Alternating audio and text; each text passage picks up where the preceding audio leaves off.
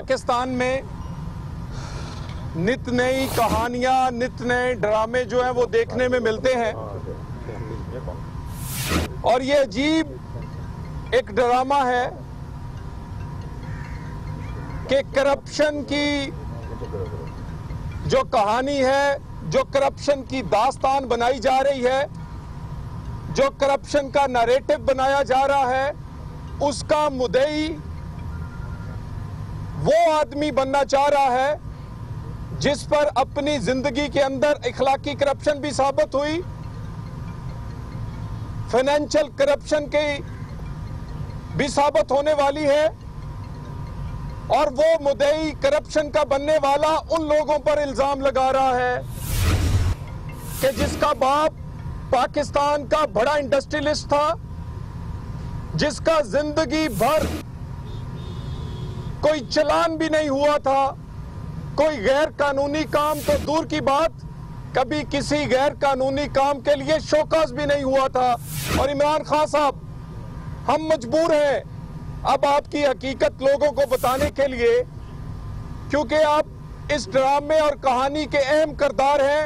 आपका वालिद करप्शन करने पे नौकरी से निकाला गया, उसकी करप्शन से कमाई हुई पैसे जो हैं उससे आप बाहर पड़ते रहे, फ्लैट लेते रहे, जमान पार्क का घर बनाया, क्या क्या बनाया, इसका हिसाब बाकी है।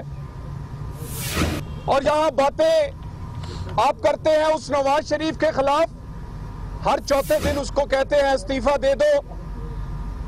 वो तो अपनी भट्टी के अंदर लोहे को पिघला देते हैं और खुद झुकना तो दूर की बात, पिघलना तो दूर की बात, ये मुमकिन ही नहीं कि किसी की डिमांड पर, जबकि करोड़ों लोग, करोड़ों पाकिस्तानी का मैंडेट उस नवाज शरीफ के पीछे खड़ा हो, वो उस मैंडेट की तौहीन करे।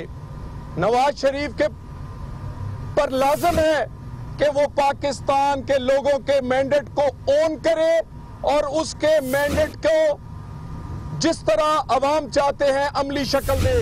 तो इस्तीफा मांगने वाले, उसको मंजर से हटाने वाले के पास सिर्फ एक रास्ता है, वो है पाकिस्तान के लोगों के 20 करोड़ की JIT।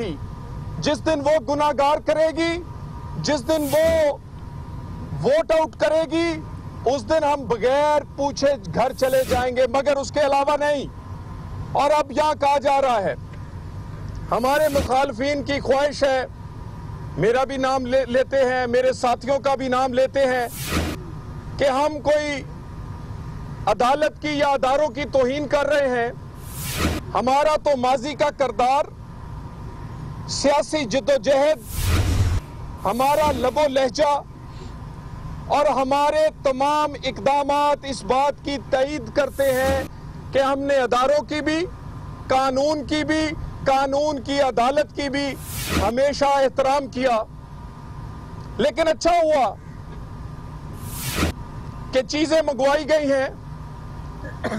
जब हमारी प्रेस कॉन्फ्रेंस से मंगवाई जाएंगी तो यकीनन अदालत उज़्मा सबसे एक जैसा सलूक करती है और हमारे तो चेहरे के तासरात भी वो पढ़ लेंगे, हमारा किरदार भी देख लेंगे। लेकिन जो लोग, सियासी लोग हम पर इल्जाम लगा रहे हैं, जब उनका मंगवाया जाएगा तो जो ख्वाहिश रखते हैं हमारे सियासी मुखालफिन के हमें पकड़ लेंगे, वो खुद इस जाल में फंस जाएंगे। क्या जवाब देंगे शेख रशीद कि कानून का जनाजा निकलेगा या नून का? इससे बड़ी कोई तौहीन अदालत हो सकती है? कहते हैं JIT को तनकीद का निशाना बनाया। शेख रशीद साहब, आपने कहा ये जाती उमरा इन्वेस्टिगेशन टीम है, इससे बड़ी कोई तौहीन हो सकती है?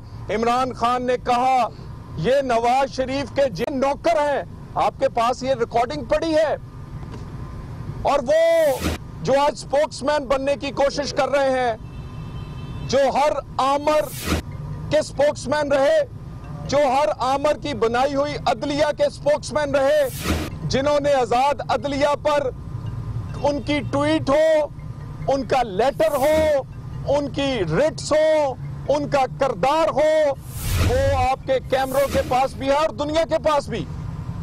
हम अपने आप को हमेशा कानून और कानून की अदालत के सामने झुकाते रहे हैं। हमारा लबो लहजा भी और हमारे बयानात भी, हम एक सियासी पार्टी हैं, हमें बयानात का जवाब देना पड़ता है।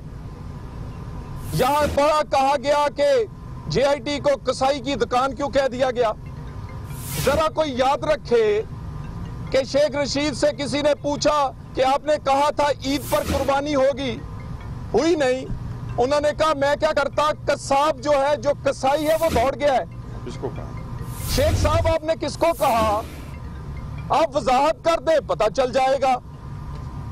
इमरान खान, आप कहते हैं एम्पायर की उंगली खड़ी होने वाली है। हमने साजिश की बात की, उंगली की बात की, अंपायर की बात की, और हमारे ख्याल के मुताबिक तो पाकिस्तान का अंपायर पाकिस्तान के लोग हैं।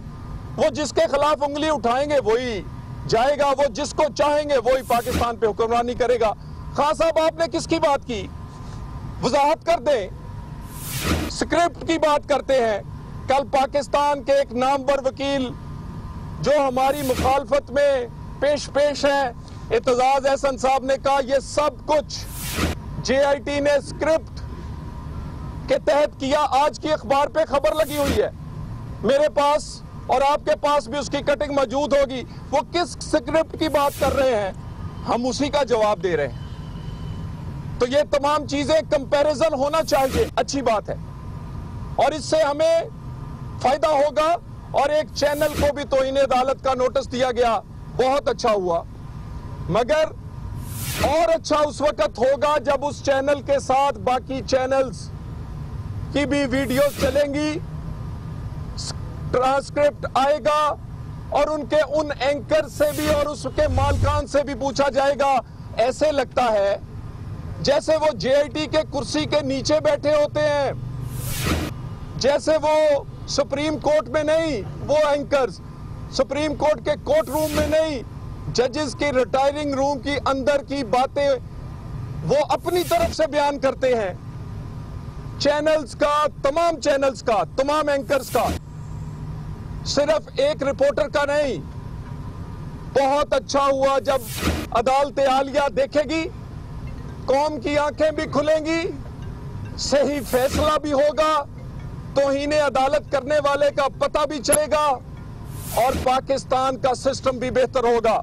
और जेआईटी की जो बात करते हैं, हमें तो आज भी तहफ़्फ़ुज़ात हैं।